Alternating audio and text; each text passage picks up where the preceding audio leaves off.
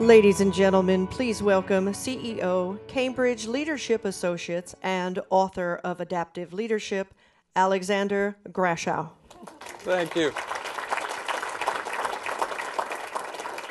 So good afternoon, and welcome to our community dialogue on influencing behaviors and attitude. The roots of community come from calm, share together, and gifts.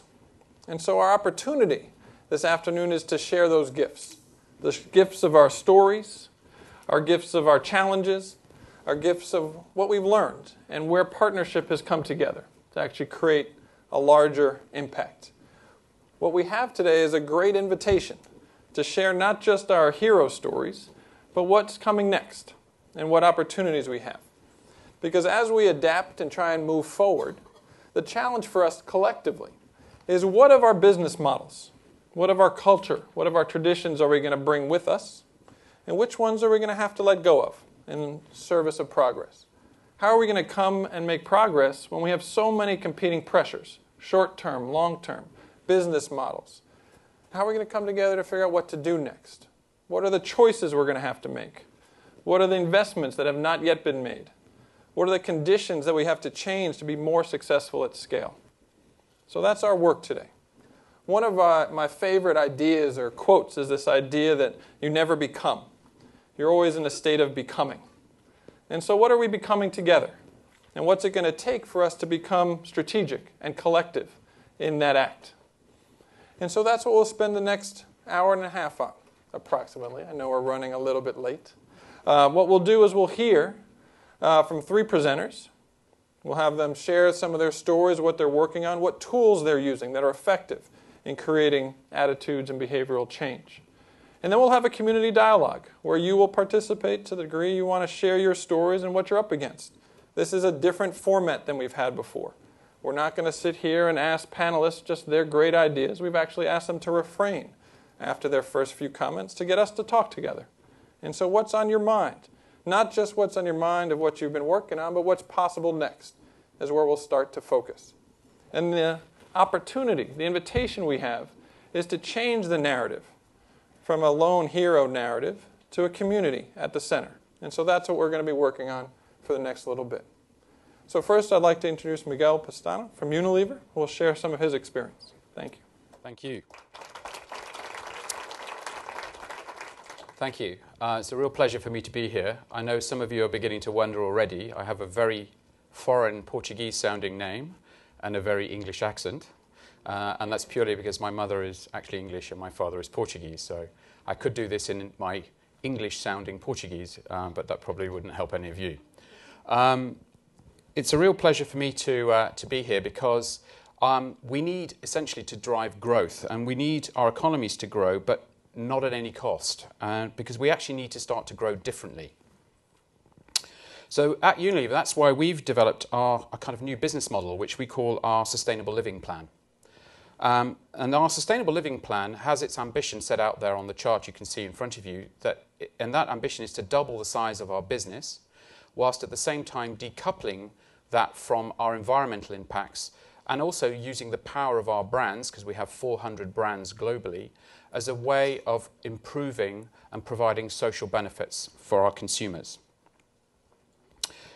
Core to that, there are 3 or 4 core principles that we are driving. The first is that we want to provide 1 billion people with access to improved sanitation, hygiene, and clean water. We have a commitment globally to halve the environmental impacts of our brands through their life cycle per consumer use. So that is really around the whole challenge of waste, water, and CO2 impacts. And the third commitment that we are making is that we want to source all our agricultural raw materials, which represent roughly 50% of everything that we buy, sustainably by 2020. So we've given ourselves 50 time-bound commitments, and we're reporting against those commitments every year in a very open and transparent way.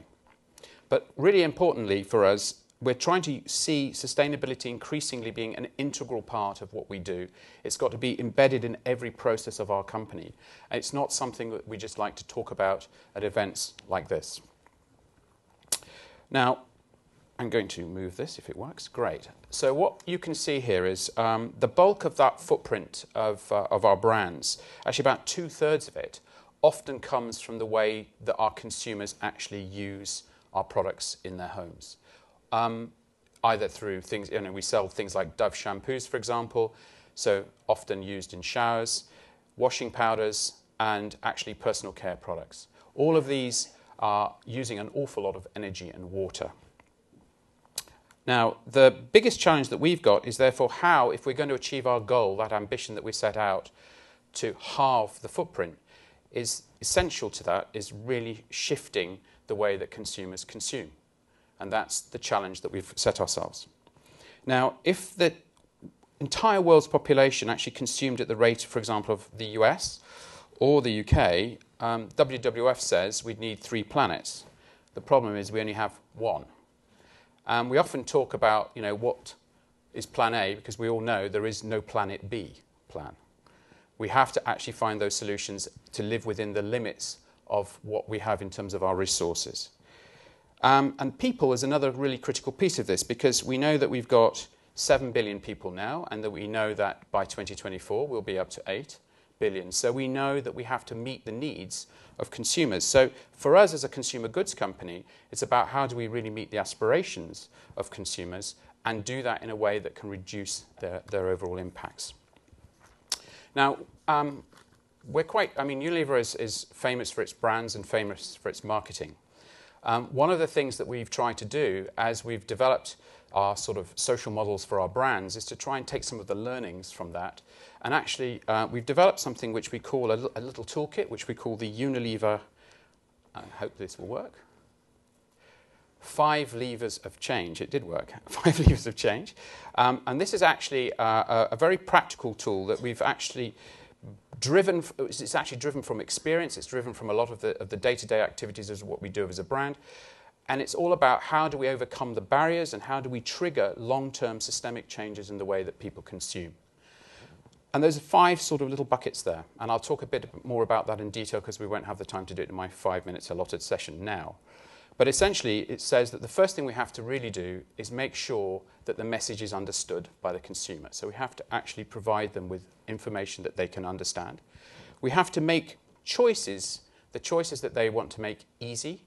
We have to make it attractive and desirable for a consumer to want to change. And we have to make it rewarding for them. And more important, we have to make it systemic. We have to make it a habit-forming behavior. I'll give one little example on the habit-making behavior piece. We realized that when we were doing some work with hand washing, which I'll talk about now, that it takes about 21 days for a consumer to behave their way into washing their hands differently. So you have to actually work at this systematically over a 21-day, fairly concentrated period with a consumer to actually get them to do this every day. So, a couple of examples. We know that in D&E countries, so in developing and emerging countries, the thing that we need to do is move from this sort of perception that's out there that consuming less or consuming more is a bad thing, but we've got to actually encourage people to understand that they can make a positive contribution. This is actually about talking positively to consumers. I think there's often a perception that when we talk about changing towards a sustainable form of behavior, that it's often associated with negative messaging and negative perceptions of what people need to do differently. And what we're realizing is actually that doesn't really ingrain in its behavioral, in the way that consumers behave. We really have to incentivize them to see that positive actions can drive an agenda. So in many parts of the world, for example, we've got a product here which is shown on there. There's a lady washing. It's called Comfort One Rinse. We use that in Asia, and that's actually because we've had to develop brands and products that meet the needs of Asian consumers, because most of them wash by hand. And typically, in many parts of Asia today, like in countries like India, water is a really scarce resource. So we've developed a specific product with a conditioner within it that actually allows you to wash all your clothes with 1 bucket rather than 3 buckets of water. Another example that I'd like to just highlight very quickly, and then we can go into a bit more detail, is Lifebuoy. Lifebuoy our brand Lifebuoy has its ambition, as its social mission, to reach 1 billion consumers with education on hand washing, because we know that if you can get people to wash their hands at 5 different times, critical times of the day, you can halve the number of deaths associated with diarrhea in under 5s. So this is a public health benefit that we can bring through our brands. So our school behavioural change programs are actually designed to do this. And as I mentioned earlier, we have put a focus on a 21-day program, and we use a range of different tools, everything from comics to doing things in school, songs that we can use to remind kids to wash their hands. And we've actually introduced this now in Indonesia, where we're working with the Ministry of Education at the moment to change the hygiene and behaviour habits of young children, reaching about 4.5 million children, and it's something that we've launched this year. So let me just talk a little bit about the challenges, which is what I was asked to do in my concluding remarks. One of the biggest challenges for a company like ours, with very kind of energized marketeers, is that often marketeers feel the pressure to move on. They always feel that if you run a campaign for a couple of years, that consumers will get bored by it, it will be demotivating for them. And there's a sort of sense that you have to find new ways of marketing or promoting a brand to a consumer. So one of our challenges is, how do you keep the story fresh? How do you keep that sense of a positive message fresh throughout? Often for many years, because if you look at our plan, that's a 10-year plan. That's not a 3-year plan, that's a 10-year plan. So we have to keep all the messages fresh. The second, I know he's looking at me because I'm about to speed up. I think the second message I want to say is that for us, we've realized that you can't do this through just marketing communication. Everything else has to be flowing through this. So if your innovation funnel isn't there, you won't have the products that will appeal to the consumer. So you actually have to integrate it across your business. The other thing that we've come to understand is that if you go on the basis of what consumer insight tells you, consumers often aren't asking for the brands and the products that we know they will need. So actually what you have to do is you have to work on the basis of trends and consumer foresight and actually build your business model around that. And we're developing what we call beacon brands with precisely that ambition. And lastly, the thing that's a real challenge for us is that we recognize that none of this is feasible or possible if we don't engage in forms of collaborative partnership. The real challenge we've got is, how do we get scalable, large-scale projects and partnerships, rather than often what we have today, which is a lot of small, often bilateral programs, which require a lot of investment to maintain. Thank you. Sorry. Thank you. So again, as you're hearing these presentations, I want you to be thinking about the implications, right? Just this last point. To get to scale, we have to have transformational partnerships that we don't yet have. What's it going to take? A $400 billion growing business that wants to produce everything sustainably. What is that going to take? Many of you in the room are working on these issues, so keep this in mind as we come back to the conversation. So Mallika, you're up next. Thank you. We're going to come to questions at the end. Let's get what we're going to do is set the table. We'll get these 3 presentations out, then we'll have the conversation. So please hold your questions, but that's all we're doing after these 3 presentations. Please.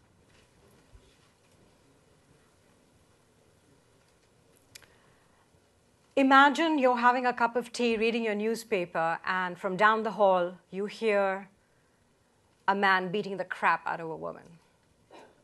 Imagine you're playing cricket with your buddies in the little local square in the complex in which you live, and all of you can hear this man screaming at his wife and hitting her.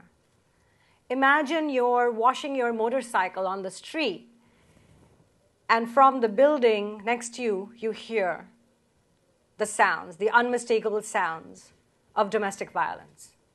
What do? Do you think, oh, it's a private matter? Oh, what can I do anyway? It doesn't really apply to me. I don't really have the power to change anything. Or do you do something? Well, in India, the guy drinking the cup of tea got up and rang the bell and asked for a cup of milk to interrupt the violence. In India, the kids playing cricket rang the doorbell and said, "My ball went into your apartment. and interrupted the violence. In India, the guy cleaning his motorcycle went up to the apartment and said, "I need to use your phone," even though it was clear that his cell phone was in his pocket and all he was doing was interrupting the violence. How did Breakthrough, the organization that I represent, create behavior change, create actual practices of people interrupting what has historically been seen as a private matter, where communities and neighbors just ignore what's going on? How did we accomplish a cultural norm shift around the role of the bystander in challenging violence against women? We used a 5-prong methodology, which is up on the screen behind you. This is a methodology that we've developed over the last 10 years of working in India and the United States, and now expanding into other countries. And that methodology uses culture to change culture. Ultimately, it's about normative social change. And using culture to transform culture allows us to start where people are, but not accept that culture is ever an excuse to abuse women. It allows us to use media to go to scale. It allows us to reach 170 million people with our Bell Bajao Ring the Bell campaign. We use strategic partnerships to reach scale with everybody from the Ministry of Women and Child Development to Ogilvy and Mather, to community-based organizations, to COPs, to local government institutions, to Google, to anybody that we can get on board, because changing social norms requires everyone to be on board.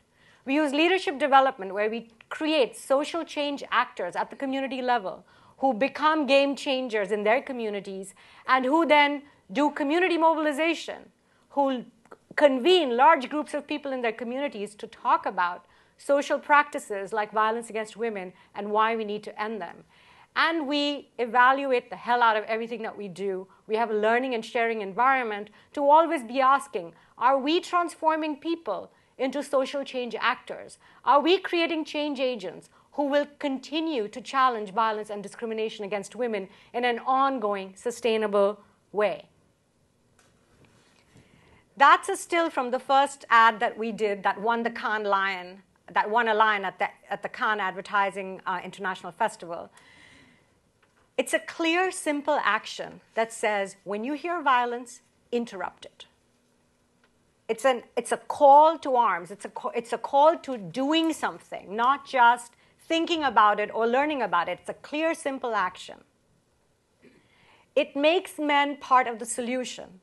It makes everyone part of the solution. It's not a setup between the guy and the woman. It's not an us versus them paradigm. It's a we can solve this together, but we're not excusing the perpetrators. The guy's confronting the guy. You're setting up the paradigm, but you're making everybody part of the solution. You are, in this way, inviting a paradigm shift in also thinking about what role men have to play in advancing women's human rights. These are some of the community mobilization efforts. The ones in the costume are young girls who've been part of our leadership development program who are using a local cultural theater form called Yakshagana that has historically been done by men to move around in the state of Karnataka, created this amazing play around the rights of women, from child marriage to incest to abuse to access to education to trafficking to domestic violence, that girls are performing for the first time ever, graduates of our leadership development program. The puppet, another part of a young Muslim group of women in the city of Lucknow who've created this amazing puppet troupe, and they wander around not just in Lucknow, they got to perform for the Chief Minister of New Delhi with this amazing play that they've created. Young men, young women working together to catalyze change in their communities. In 2010, we made a commitment here at the Clinton Global Initiative to take the successful Bell Bajao campaign in India global. These are ads that have been adapted in China, in Vietnam, in Pakistan. That's the ad with the kids playing cricket, about to knock on the door that I mentioned to you before. We're now working with partnerships in Nepal, Bangladesh, and Scotland, with conversations taking place in Denmark and the United States. and possibly in Latin and South America, to take this movement for challenging violence against women, which lies at the core of so many social, economic, and political costs to our communities and to our world, to take this issue to a tipping point, to take the attention and the focus on women and girls right now at this historical moment, to say we can all come together to stop this once and for all. Because the benefits of ensuring that homes and communities are safe spaces for women and girls ensures that we create safe spaces for everybody.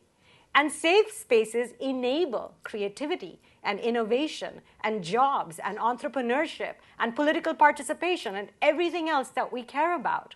We tend not to focus on violence against women because we can't talk about the tangible returns on investment. It's not about numbers of kids sent to school. It's not about vaccinations. It's not about numbers of jobs. But if you actually look at the economic, social, and political costs of what violence does in the home and in the world, it is probably the smartest investment decision that one can possibly make.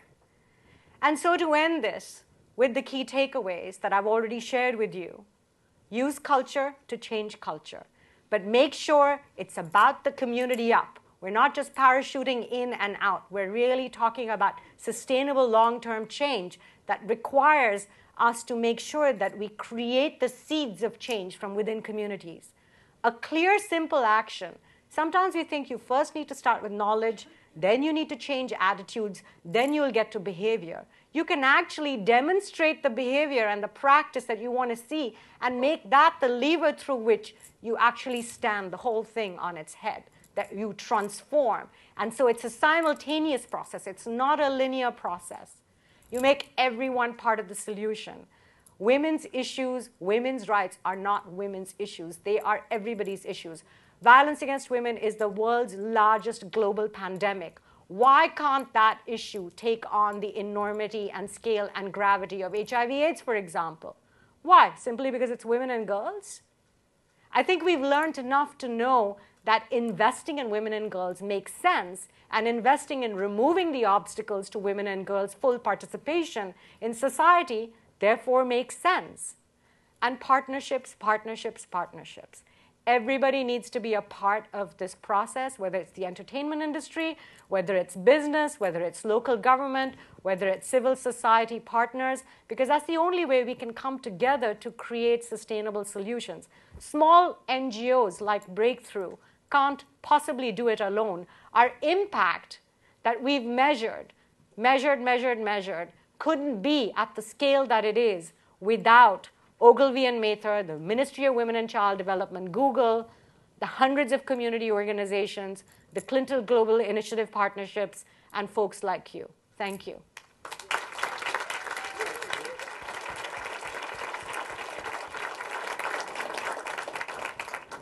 So again, as you're listening, what does it take to shift what the right thing to do is? What is the level of creativity that's required, the sophistication to actually partner with local communities? Again, just some themes, right? And we all talk about partnership, right? We all believe in partnership, and we're all frustrated by partnership. So what are we learning about partnership to deliver on these kinds of results? And we'll come back to this conversation. Molly Melching, please share your piece. Okay. Thank you. Thank you very much. My name is Molly, and I live in Senegal. I have lived in Senegal for 38 years, which is why I can talk to you about social and behavior change. I don't think I would have been able to do the work I'm doing today if I hadn't lived there for that long a time. I would like to start and introduce you to Mariam Bamba. Mariam is really the reason why I am here today. She is a woman, she represents the women that we work with in Senegal and in 8 other African countries where Tostan works. Mariam is from a small village in Senegal. She was married when she was 14 years old. She started having children at 14. She never went to school. And she also went through the traditional practice of female genital cutting when she was a young girl. Yet, through our Tostan education and empowerment program, she was able to accomplish amazing things.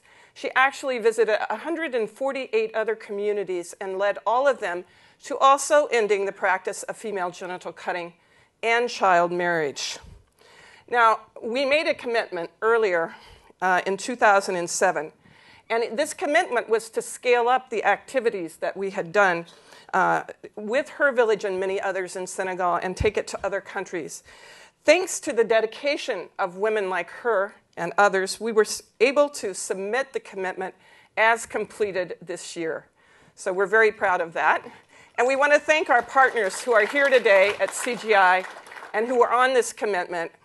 But the success, of course, has led us to envision new and more ambitious goals.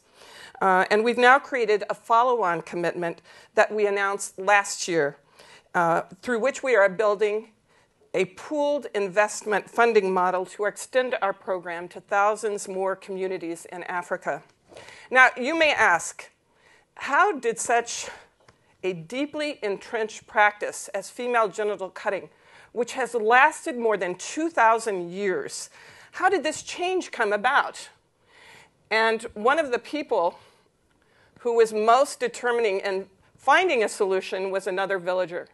His name is Pa Demba Jawara. He's now 75 years old.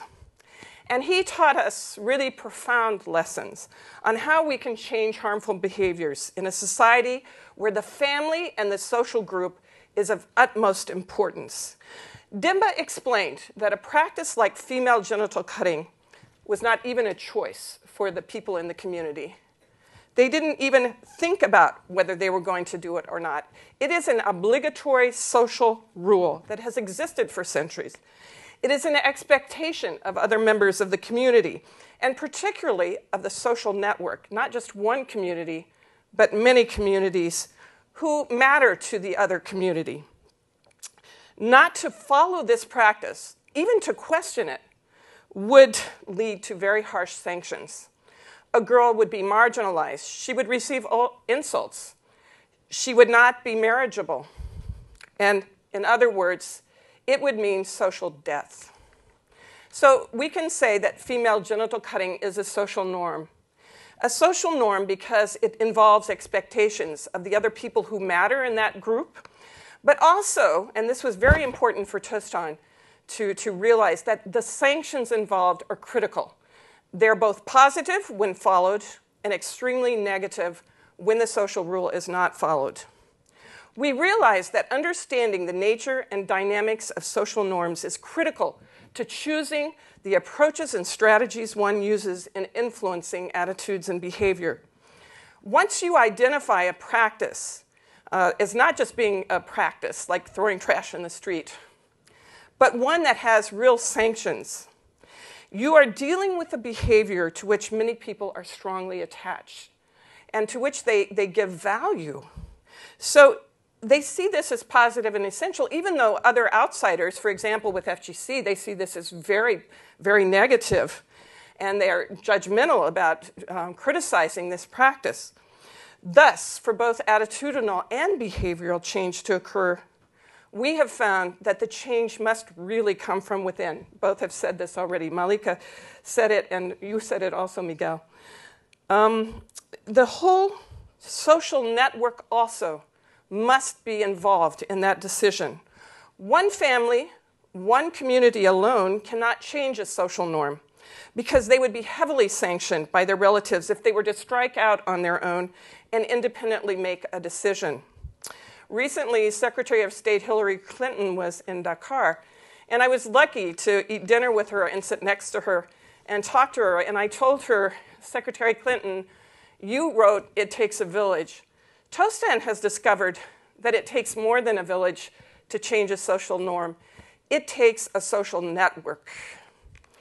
So what is a strategy one can use to reach that social network and involve everyone? You've also said everyone has to be included in this decision and change and establish a new positive social norm. We found 3 major steps were critical in this process. One was providing empowering education. And when I say empowering, I mean a human rights-based education health, democracy, human rights was critical in all of this, but also math and literacy and project management skills, because we're talking about social and economic education. Our program is a 3-year program, so the villagers really were able to learn and assimilate and understand this important information that they did not have previously in their own language. We work in 22 national languages. And then organized diffusion, what we call organized diffusion, reaching out to that social network, to the people who matter in your social network, and talking to them and explaining why you would like to change, but saying we don't want to change without you. We all have to be part of this decision in order to make it sustainable. And finally, we found that a public declaration where people come together and say, as of tomorrow, we are no longer going to practice FGC, we're not going to do this. We've decided as a group that we have a new social norm so that now people can abandon this practice in security, knowing that their children will be married, their girls will not be insulted, they will have a husband, they will be respected within the community. This was really critical. So Tostan has been successful in the area of influencing attitudes and behaviors. First of all, because we took the time to really listen to the voices from the community, to understand the deeper reasons why people attach so much value to certain practices. We encourage dialogue from within rather than bringing messages from without.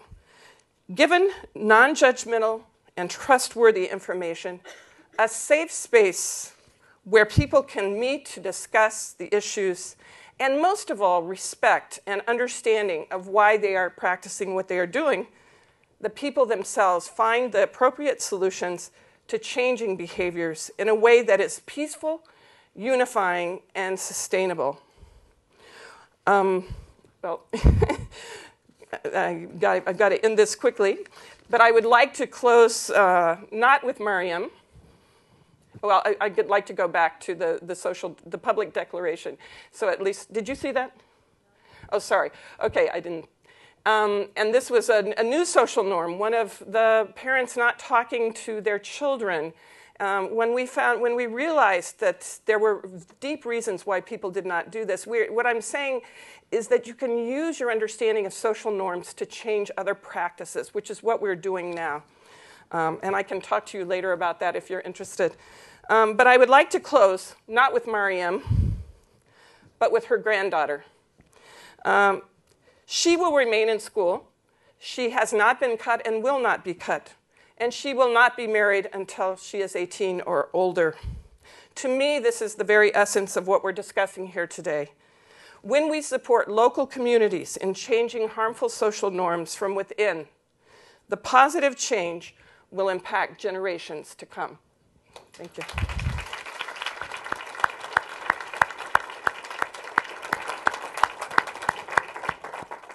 So extraordinary examples, right? And examples that we can learn from together. And the challenge that we have is to understand, what does it take to actually achieve these results? What does it take to shift a 2,000-year-old tradition? What does it take to shift the ability to ring a bell when the easier thing to do is stay by yourself? Or just a simple shift, which is equally important, to wash your hands, and the lives saved by that are moving from 5 buckets, as your grandmother used to do, to wash your clothes, to 1 bucket, and a significant difference. So what are we learning? Let's start there. What are we learning what it takes to actually understand and partner with communities? Because 3-year programs, the intensity that they work, what are we learning? Let's hear some other examples. Let's help set the table for what it takes to do this work. Who would like to share? Yes, over here we have a question. Please wait for the microphone to come to you so we can capture it. Hi, my name is Neil Ghosh. We work with an organization called SNV, and our main focus is developing local capacities in 35 countries. My question is actually for Molly, and Molly, we love you all, you know that, is to do with scalability. I was just in North Vietnam in Baha province 2 weeks ago, and the same concept we're applying. How do you empower the local population to build sanitation? Mm-hmm. Of course, one way is to go build bathrooms, but how many bathrooms you can build? So the model we follow across the world, how do you encourage them to build? When I came back, somebody asked me, Neil, how do you scale this? And I visited a lot of villages, and of course I saw one village, no toilet, another village, they are building their own toilets. And my question to Molly is, how do we scale this thing? If you can say a few words on that one, Molly. I'm going to ask Molly to actually wait, Sure. okay? Because I'd like to actually know what you're learning about scaling. What's the struggle you're having with scaling? What's the question? Because we actually want to generate shared insight. Well, then my only thing will be working with other local capacity developers. Building local capacity development facilities. Actually, there will be, I'm assuming CGI is showing, one of our commitment to CGI is Sure. LCDF. So solution from our side is we can only do so much. So you have to find the local capacity builders, local governance, so inclusive growth, not just us alone, engage the municipalities and local communities to scale. That's the way we are approaching it. Great. But let's take that question up. There's a lot in what you just said. Okay. The challenge. I just want to say thank you to Mallika, wherever she is. She's right here. Because I wanted to say this because not a completely different topic, Mallika. Let's guy. focus the conversation, please. Let's hold it, right? Because what we're trying to do is generate collective understanding. And what you described is a common challenge, where someone says, what we're coming in to do is to create sanitation, right? And then they discover that it takes a lot more to do that work. You actually have to have local partners. Sometimes those local partners exist, sometimes they don't. And so I want to hear from other people, what does it take to build those local partners so we can answer your scale question? And I promise you we'll come back to all our presenters soon, but let's hear some other people. Other comments? Over here, yes. Thank you. Hi, I'm Michelle Decker. I'm the Executive Director of a sustainable development organization in Central Appalachia called Rural Action. But what I'm wondering in the conversation is if we have enough understanding about how we invest for the research phase and the pre-development phase to get the understanding, to know how to engage in communities, and if people can talk about where that investment is, because these are sticky problems, and I've never launched anything that doesn't take like a year of analysis and thoughtful conversation and research and data. And what are you discovering about the investment choices, right? Because certainly if we invested years, right, and built local capacity, we could do many things. But there are choices that we have to make in between them. So what are the choices? Where are they coming up? Well, so you need quick wins. I mean, you don't sort of sit on your hands, but you also realize that you're going for a long time horizon, right? This is a big shift. And I do think that companies like Unilever and Procter & Gamble that are approaching these problems in a product development sort of thinking, it's intriguing to me as a social entrepreneur. I get a little nervous about where community is and where the organizing side is. But other responses to this idea, right, about choices for investment? Yes, up here. Just on this point, right? What are you thinking? Yeah, please. My name is Twesige Jackson Kaguri. I'm from Uganda, and I run an organization which I started 11 years ago in a tiny village in Uganda where we look at education, but also combine the human rights-based holistic approach. And I like what Mallika said and Maury, because the solutions for these issues lie in the people we are talking about right now. We use a model where we take all these children who are orphaned by HIV/AIDS, reintegrate them to live with grandmothers. Yes. So they have somebody in their homes. Then the grandmothers are the ones who are coming to us and say, we don't have soap to wash our hands. So when Unilever is thinking about something like this, they need to go back to the people on the ground rather than in a conference hall. So why is it hard? Why is it hard to go back to the people? You don't know. Because Unilever doesn't know. Because Unilever is not partnering with people like our grandmothers on the ground. Maybe you are not reaching there to ask them what they want. You are deciding for them what you will provide. Yeah. So let's hear from you for a second, because partnering from all directions is hard. I have enough trouble just talking to my grandmother, right? Right. So from your perspective, right, you have to get to that scale. Yeah. You have to have extraordinary partnerships, and you got to get some quick wins. Yeah. Right. So how do you face that challenge? I think the point I was trying to make is that we look at everything. You can look at these things in different layers. So we talked about our macro ambitions, but clearly, when it comes to actually delivery, everything is about the local capacity building and the work that you have to do on the ground. You can't just, there's no gap. We're not just saying we're engaging at a macro level and then everything else is sort of left to others to implement. The example of Uganda, I'll give you a live example. We were doing a lot of work in Uganda, actually, a pilot program around sanitation. And we were in schools in Uganda. And what we were doing is promoting hand washing in schools and trying to promote improvements in basic sanitation. You'd go to the school and there'd be a toilet. We would provide the soap, and we went, after a period of time, we suddenly realized the toilets weren't being used, and nor was the soap.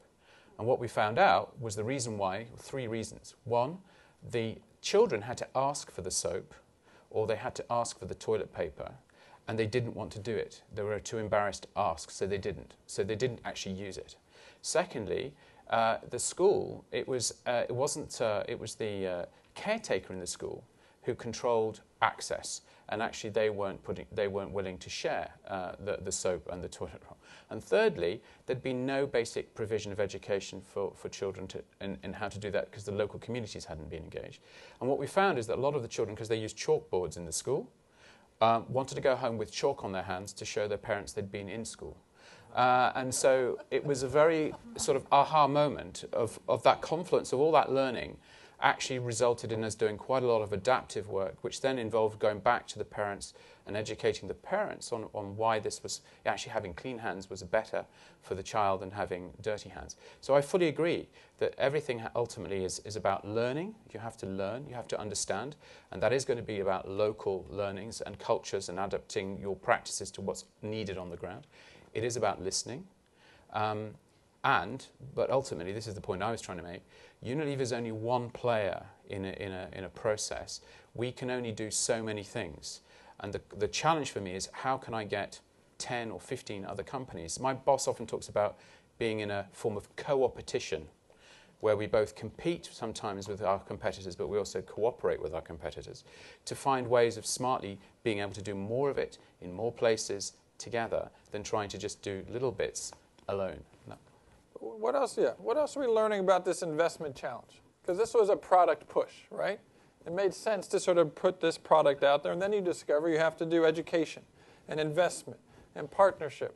That's not the business that you started out being in, right? Right, and Unilever is wonderfully ambitious, as we should all be wonderfully ambitious. But what's it going to take to make these investments? How are we going to get there? What are we learning about the challenge of that? My name is Ethne Miller-Simpson from Jamaica, and actually I manage a learning organization, so I can share a couple of things with you.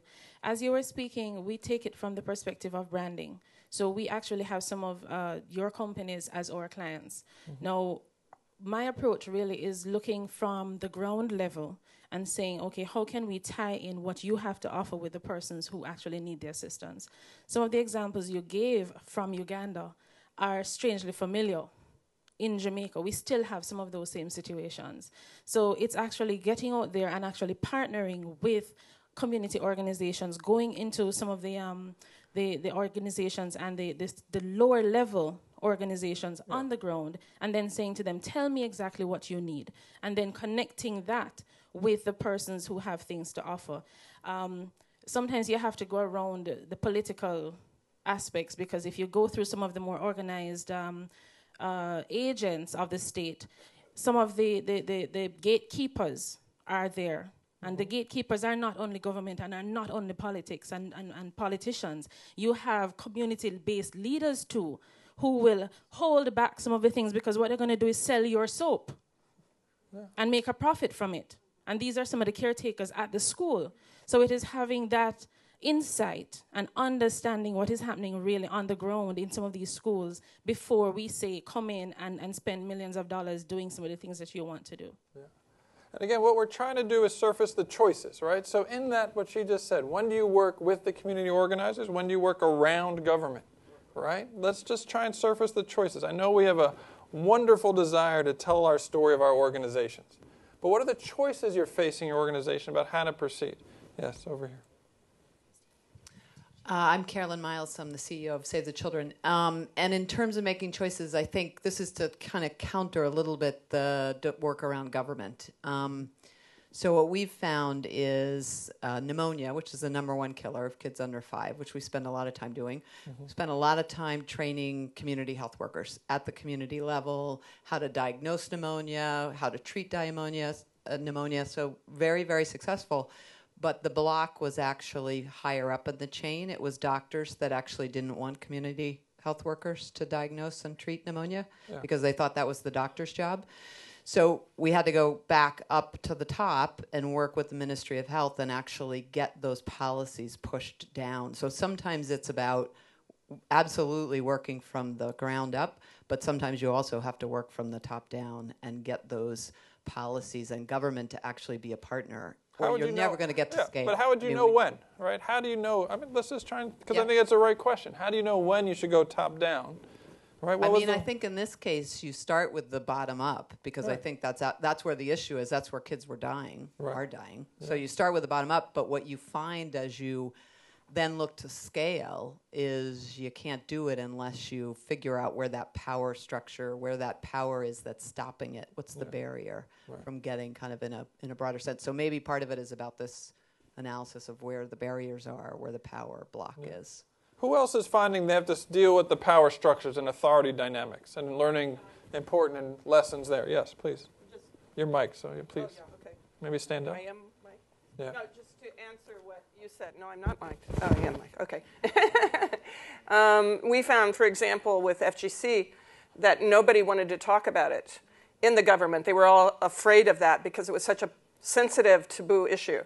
And so what happened when the villagers started standing up and saying, we're declaring an abandonment of this, then suddenly the government could suddenly say, we're supportive of this. And it was the first time, it was after many villages had stood up and said, we're abandoning, that the government said, oh, yes, we should pass a law. But it was only because there was that popular support on the ground. And it was only because of the few villages that first started standing up and abandoning that other villages said, okay, now we can do that also.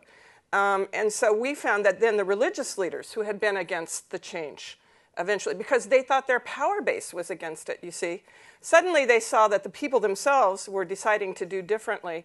And they said, okay, now we can support that. And so suddenly we found that they were changing also as they saw the people on the grassroots changing.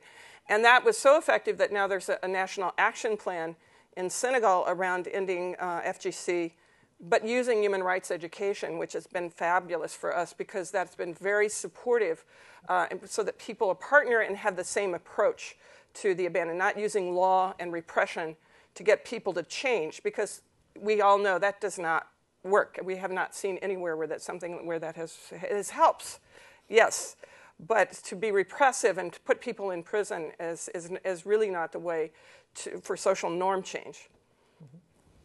Other comments? Over here, yes. It's coming from here. Jeff Leitner, Insight Labs. I'm thinking about your question, which is when you come to a fork in the road and you have to make a decision about where to allocate resources. It seems to be, from everybody's stories, dictated by the nature of the problem. And by that I mean some obstacles, you have to design for the obstacles. Some obstacles are best approached bottom up, and some are best approached top down.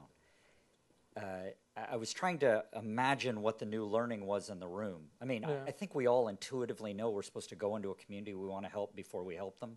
Yeah. And I was trying to imagine what might we know, how is that in advance? And it might be that in and of itself is insufficient. Mm-hmm. That it is dictated in the story that you told about the number of buckets used. That is a determinant. I mean, that's the obstacle to be solved, and that has to come from the bottom. Whereas policy has to come from the top. It is designing first, trying to identify what the obstacles are first before you decide whether to parachute in or whether to visit the president's office. Yeah. But what we're beginning to identify is an incredibly sophisticated diagnostic skill, right? To come into a community to try and read something like a few buckets, right? And figure out how do we diagnose appropriately so we can then act, right? Thomas Edison once said, I haven't made any mistakes. I only know 1,000 ways not to make a light bulb, right? So how many thousands of ways have we learned not to do behavior attitudes change, right? And so the sophisticated diagnostic skill and the challenge of doing that with partners who are new and not yet fully formed is a challenge. You've done a lot of this. Do you want to share on that point? Yeah. I want Maybe to just stand up, please. respond to what you said and to this conversation that's happening. And I think that the big lesson learned, or maybe the new thing in the room perhaps, is that we have a tendency to want formulas and models, right? So the question always is, how do you take a model to scale? What's the replicability possibility of this? How do you take your cookie cutter and take Bell Bajao and cookie cutter it, around the world, since this is successful? And that's how a lot of development and human rights work has happened for many, many decades. There has been a tendency of the global north and the global south. Within the global south, certain kinds of institutions versus other kinds of institutions. I think that the emerging knowledge base is around principles, and the principles need for us to start with community one and to start with people as subjects and not objects. There is also a way in which we make everybody the objects of change as opposed to the subjects and participants of solution providers to whatever it is that we're trying to do. So design for impact has to first start with putting people at the center and what the outcome is that you want, but from a set of principles that is about acknowledging power, decision-making, resources, capacity, a whole bunch of things. I mean, the resource question is huge, especially when we deal with the global north and the global south, and then now increasingly within the global south. So I want to put that out there, because that also goes to the question that you raised about, how long do you spend doing research before you make the decision to go in and do something? Quite frankly, most entrepreneurs and most people who have innovated, if we'd waited to do the research before we went off and did something, very little that's around us would exist. Yet, nonprofits especially get held to a standard of behavior and implementation that business doesn't hold itself to. If you're going to be creative and innovative, of course you have to have ways in which you're measuring what you're doing and learn and share, but you've also got to be creative and innovative. It can't be this sort of linear approach to change. So I think that's the learning that's emerging in the conversation that we're having. Just to take the core theme of that, right, by putting community first rather than self first, right? What does it take to do that? Let's try and have that conversation. What does it take to do that? My experience, people aren't afraid of change. They're afraid of loss. They're afraid of giving up how they've learned to be in the world unless we can help them get somewhere better. So if we're going to make this shift to community first, whether from Unilever's perspective as a for-profit or nonprofit, what does it take to make that shift? Because we haven't fully made that shift yet, I would argue. Yes. Hi, my name is Greg Niblett. I'm the Chief Strategy Officer at FHI 360. And this conversation takes me back to the plenary conversation that we had this morning. And I think the lesson to be reinforced, and maybe it's not new, is that you have to evolve your way toward the answer. So I like the IDEO presentation where he said, we don't wait to prototype. We're prototyping as we go. And I think that that's what we're learning when we're trying to influence behavior or change behavior, is that we have to experiment along the way. And I'll give you an example. For example, we've tried in our organization to promote girls' education. And it's one thing to go into a community or a culture and say, we want you to change, to get girls educated. But back to the question about the whole system, top and bottom, we had to bring in not only just the community. It didn't matter if we just changed the father and the mother's attitude about getting the girl educated. If the policy wasn't changed, if the school system didn't have schools that were receptive to girls being in the school in terms of hygienics and any number of things, or going into Jordan, where we worked on a program where we had to get we had to get the community involved very early in terms of getting them to do buy-in. So if you took the lesson from this morning and you had to double your rate of experiments, if you had to change the standards you held yourselves to, what would it take to double the rate of experiments? What would it take to double the rate of experiments? Or to prototype quicker, faster, right? All of us have standards where we have to run these programs and take risks, right? So what would it take to do that faster, quicker? Well, I think that's why I like Miguel's presentation on, which really goes back to the fundamentals of marketing, and one of the things that we also practice is social marketing. what makes it happen, what marketing does and what behavior change does is it asks you, what is the behavior you want to change? And then as you ask that question, you just keep running into one obstacle after another. In marketing, the issue is usually price. In some of the social issues that we address, the issue is usually a barrier. So what is the barrier that you have to change? And I don't think it's always going to be quick and easy in terms of being able to double. I think a lot of these problems that you're going to have to take, you're going to have to take them and ask the question, what are the barriers that you have to overcome? What are the obstacles that you have to overcome? And in a consumer marketing model, that's very much like, what is the price that you have to put on the product? What is the distribution channel? So I think that's one of the things that you have to change and address. Yeah. Again, what are we going to have to give up to start doing this? It sounds wonderful. It sounds great. Let's invest in the community more. Let's educate people locally, right? Let's do all these things. And Nirvana hasn't come down to earth yet. So what are we going to have to give up? What are we going to have to change the way we work, our businesses, to actually help this happen? Javier Lozano. I'm from Clínicas del Azúcar, or sugar clinics in Mexico. So these are low-cost health centers for diabetes care. Okay. So going back to that question, it was very interesting to us because when we went to the communities and asked why you don't go for diabetes care, and the first thing they answered was, "I don't like the word diabetes. It's making me sick." So we went to so we asked the question, "How you call it?" And they said, "Well, I usually call it I have sugar. So why don't you call it sugar clinics?" So we went to the government and said, well, we're building these low-cost health centers, and we were going to call them sugar clinics. It was just crazy. It was like, we have so many years changing the word from sugar to diabetes. I mean, it's a must for people to understand that it's diabetes. It's not sugar. So we went ahead and called it sugar clinics. And it's been great. And actually now the Minister of Health is like, oh, that's a very sweet name for this clinic. So, but what we learned going back is that we found it from patients that when we were talking to them, they were saying, "Oh, sorry, I am the problem." And when we talk about patients, usually it's like, "Oh, they're stubborn, they don't want to change." And what we learned is to detach the issue from the person, and so we put the problem away, and then we talk to people and say, "Okay, that's the problem. What should we do?"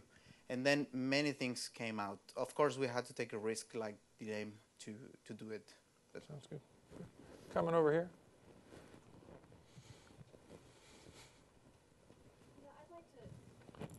I'd like to speak. I'm Ellen Alberding, and I'm the president of the Joyce Foundation, which is a policy-oriented foundation in Chicago. I want to speak on behalf of research because I think all of us know that, our resources are so limited, and if we don't know what strategies are going to work in any particular situation, we can waste so much time and energy and resources going after the wrong strategies or the wrong targets.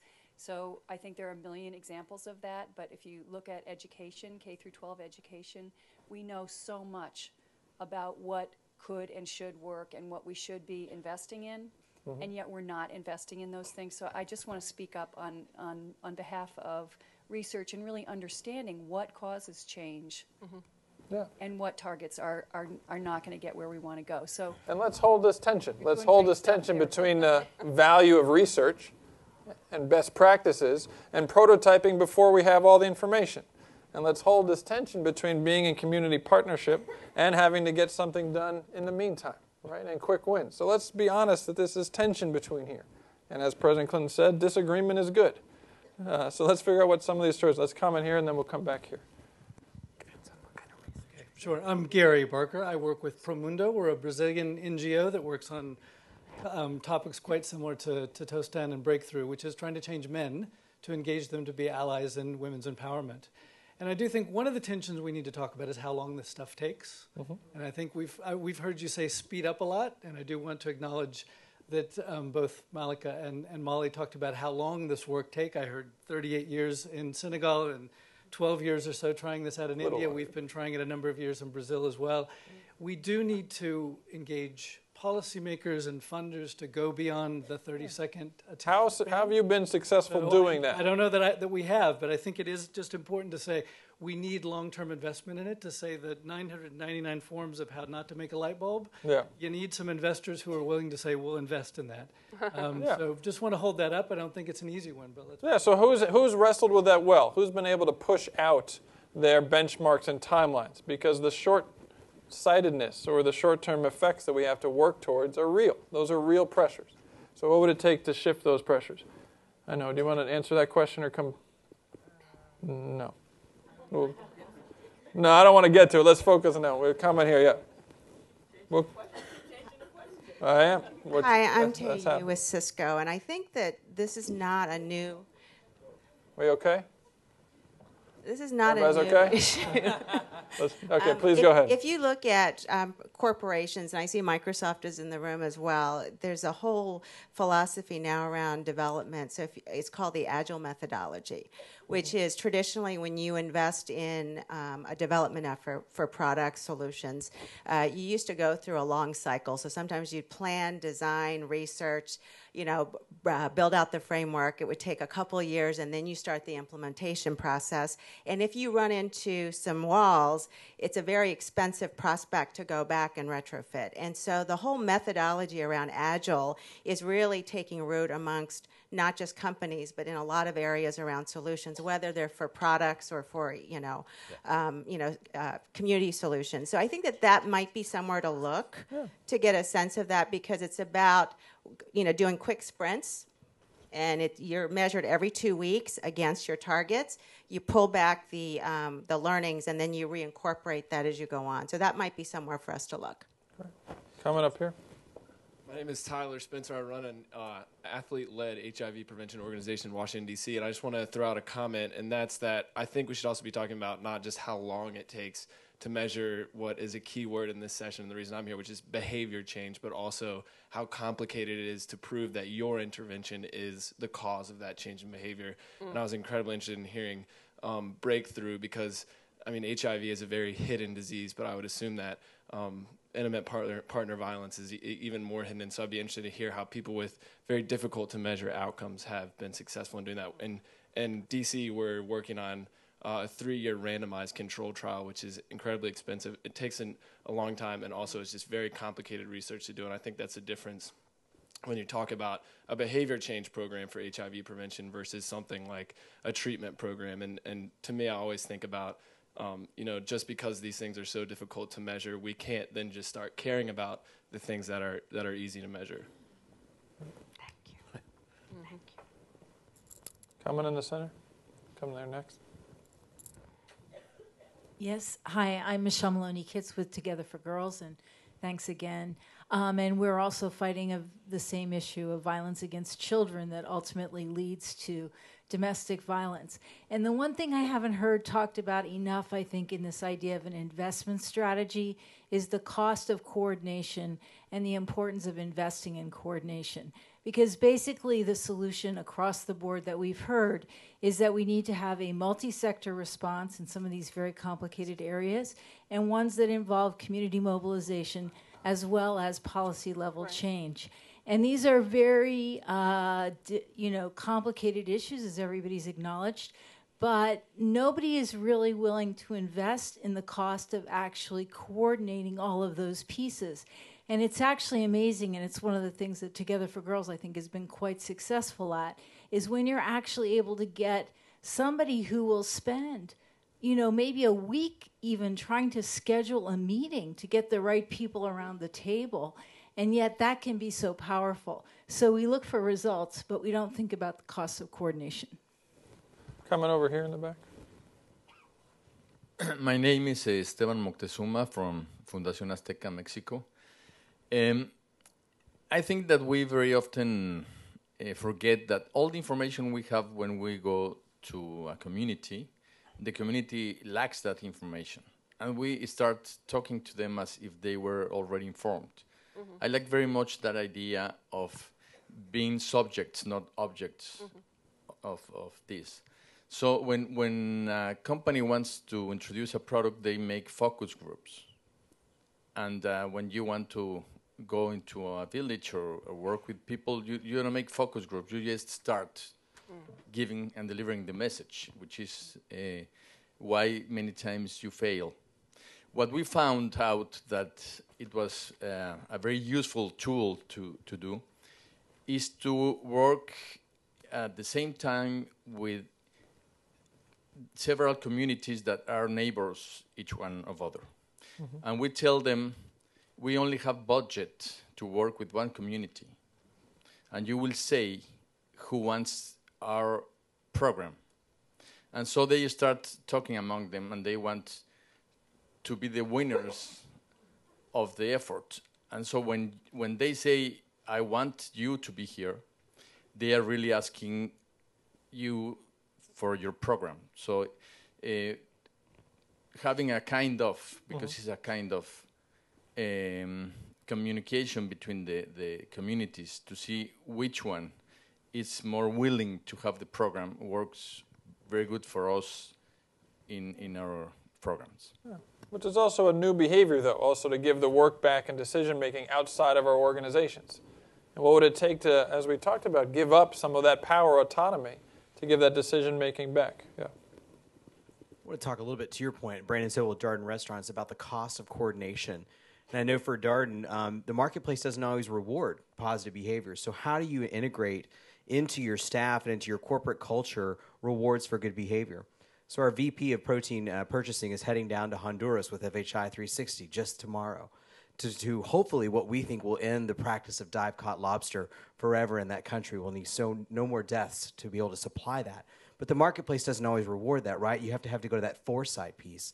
So I think for business, it's more or less how do we move from doing sort of charitable or CSR, but really to think about how we get our people to be rewarded for doing the right thing and for considering social value and environmental impact and decoupling that from economic growth and being rewarded for that in their jobs. Right. Which goes back to the question of metrics.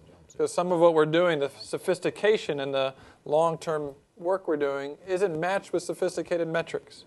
And how are we going to operate together in that space? Anyone want to talk on that? And then we'll come back to you for some final thoughts in a minute. Howard Taylor from the Nike Foundation, which supports the Girl Effect. It's good to see many of our friends in the room today and to hear from some of them too. Just two thoughts occur from me in this discussion, which has been great, which is I don't think we're learning the learnings. Now, I say that and I feel that in my own organization, and I think that together in terms of what we could be doing to crowdsourcing, some of it's happening, but some of it isn't. So I would say in the way that the private sector is now tailoring products for individuals, what we've heard is stuff that is in development is so contextually specific that we actually need to be tailoring those development interventions with the communities, etc., top down, bottom up, sideways in, but tailoring them for individual communities, villages, possibly even families and individuals. So I would say that we do have, and I'm struck by what Jim Kim said about the World Bank being a knowledge bank, sitting on a ton of knowledge, wanting to be a solutions bank. I think we have the knowledge, a lot of it, and it's constantly being developed. So one challenge I would throw down is to actually just be sharing it better. The extension of that is that in the agile, the colleague who talked about the agile businesses, and we're all trying to act, learn, act in what we do. But I don't think we share enough internally and externally about what's failed. So imagine your website. Is it there now? And imagine your NGO, your non-profit, your company website with a box that you tick, say, this is what we tried that didn't work. Because that's when we could learn a ton of stuff. All the time. Yeah. Sure. And just realize the challenge even to do it in this format, right? Because this was in part an invitation to share that, right? And the pressures to share what we know and do are real. Because I think it's act and learn, right? But it's also unlearn, right? And this question of what would it take for us to unlearn or unbehave the way we've learned to behave has to come with this quality of work.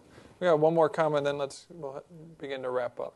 First of all, great dialogue. My name is Carlos Dominguez, and I'm with Cisco also. And one of the things, the observation that I have is the challenges that you're dealing with on culture are so much harder than what we have to deal with in a corporation. But one of the things that's important to acknowledge and understand, and Alexander, you and I have talked about this many, many times, is that change is very hard, right? Humans don't like change.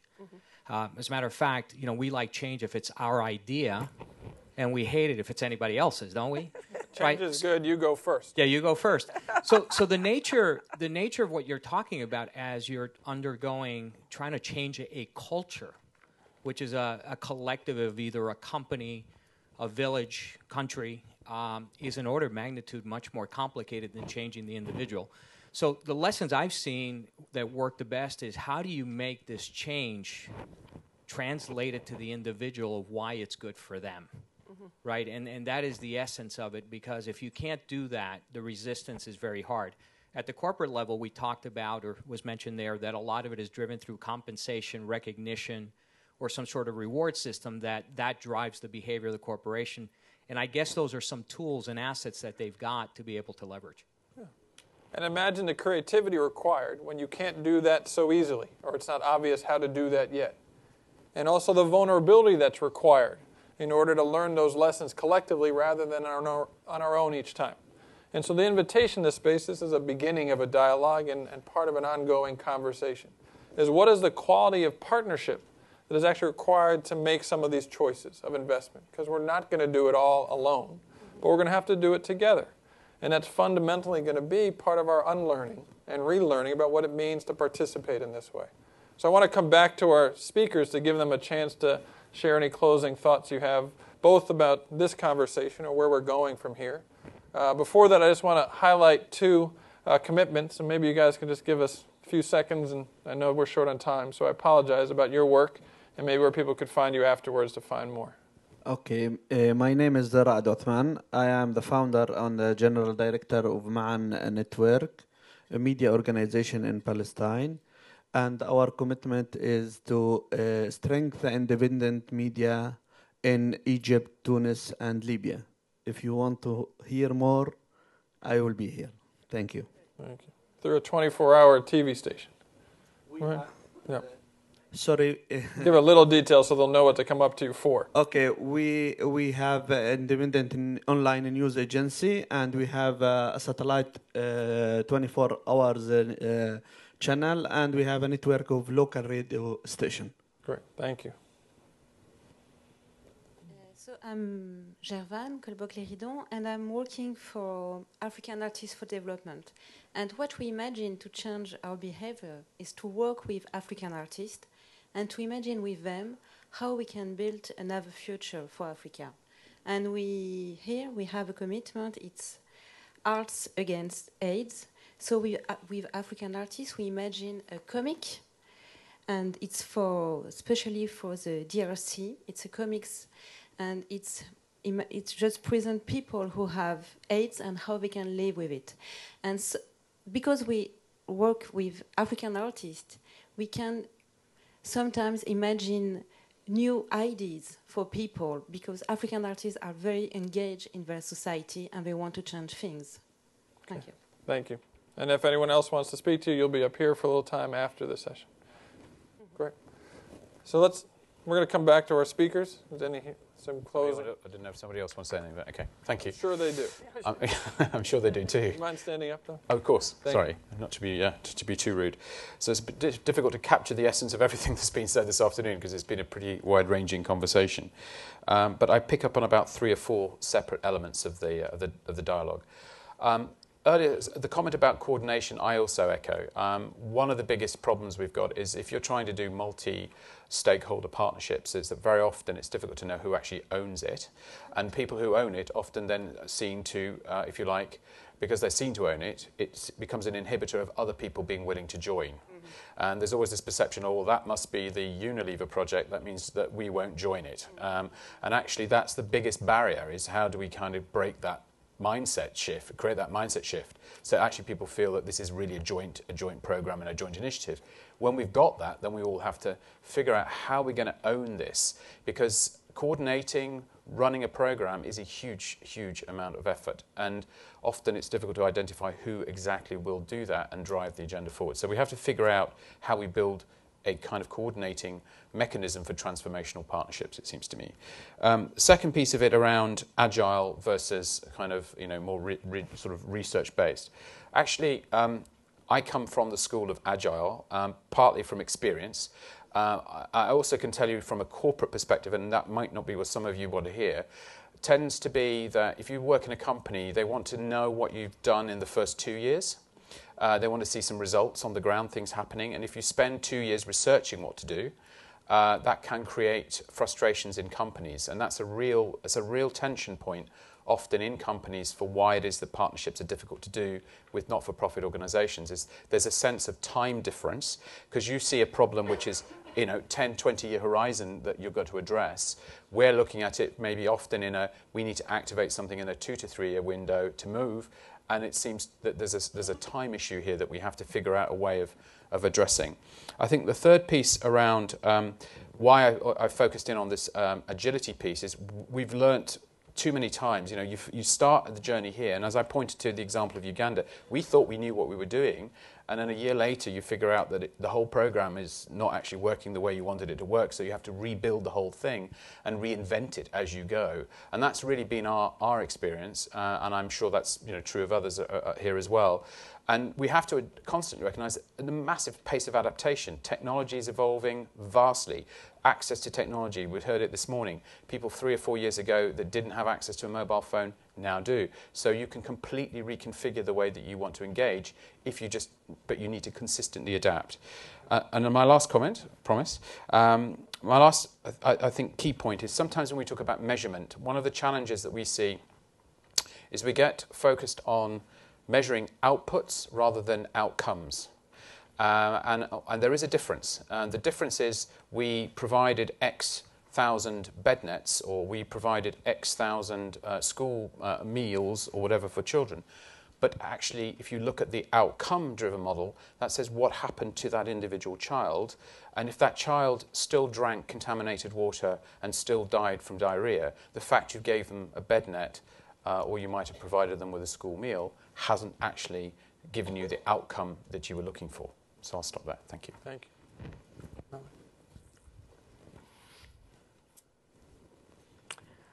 So in the last 10 years, I've learned formative research, baselines, endlines, most significant change technique, randomized control tests, the differences between quantitative and qualitative data, how to create indicators around difficult, challenging behavior change outcomes that one is trying to deal with, especially in the field of violence against women. And we have learned a great deal from all of that research and the collection of data that we've done at Breakthrough, and we're swimming in it. And tons of that is available on our website. And all of this to say that it's not about not doing the research. It's about, for me, at least, understanding that violence against women is a global, universal pandemic. In the United States, in India, in Senegal, all over Europe, wherever. It's a life cycle problem. It starts from your not being born because you happen to be female, to sexual abuse, to discrimination in all kinds of ways, to domestic violence, to rape, to sexual assault. I mean, there's a whole life cycle process around it. Some of the forms in which violence against women happens is culturally specific. But culture can never be a reason why violence can continue to exist. And I think that we are at a moment globally where perhaps we have an opportunity to really come together and say, you know what? Violence against women, something we can come together on and say, basta. No more, done, finished. This is not going to happen to women and girls anymore, because the economic, political, social, and costs of violence against women are all around us. Now, I can invoke World Bank reports on the costs of violence, UNIFEM reports on the costs of violence. I don't think there's any dearth of data. I think that there's a dearth of political will.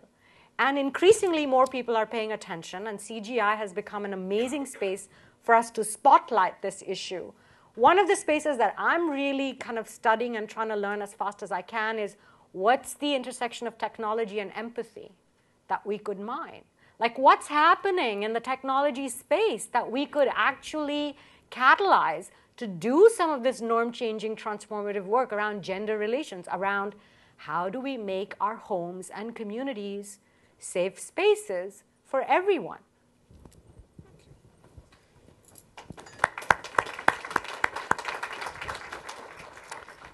Thank you. Just be very brief, I know. I would like to argue for empowering education. Again, I will always come back to that. 3 years, Gary, you said 38 years. No, I've been there 38 years. It's helped me to better understand the culture, to know what questions to ask, to go into a community. But what we've found, and I think what's critical, is when you have even a small group of well-educated people who have been through a process of, and you brought this up, What is the incentive for people to change behavior? We start with their values. What do you want for your community? What do you want for your society? 5 years from now, where do you want to be? And they start saying health. We want health, well-being. We want electricity. We want jobs. How are we going to get that? Let's first look at some of the practices that we are now engaging in, that we got from our ancestors, that our mothers and our grandmothers were practicing. Does this correspond with what we say now in this community conversation we're trying to achieve? And guess what? People say no. Wait a minute, violence against women, FGC, child marriage, these are things that are impeding us. These are hindering us from achieving these goals. And that it's like an awakening as they learn the human rights, that this is not just them that are saying this, but there's a whole international community. There are documents that become alive to them through this education where they see that there's this whole international community striving for these same things, and they're excited to be part of a much larger movement for human rights, for human dignity for all people. They go on then to look at hygiene, at health. They learn about germ transmission.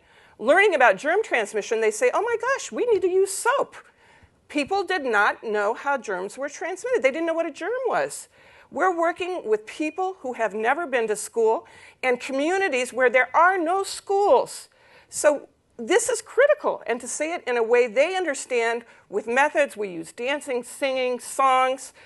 This is what helps people get the right information. When they get this good information, they make great decisions. And then the other question was, how do you scale it up? They go out themselves. They are empowered. They reach out to the people that matter to them, social networks, and they can reach thousands of people. They're on the radio. They are convinced. They are passionate. It's an amazing thing to watch. It's a movement from within. And I will say it again and again, it's through education. Not just your formal education where you learn how to read and write. It's another type of education that Queen Rania was talking about earlier. It's one where people start waking up to their full potential, knowing their human rights, living their human rights, and spreading this out to a larger community. You'll see that it can scale up very quickly, and we have great hope that this will happen in the future. Thank you. So help me thank our speakers again. And let's just take this moment to think about how we're educating ourselves, about the choices we have to make to adapt together, to grow together into partnership. Thank you for helping with the conversation. Continue with your commitments. Thank you.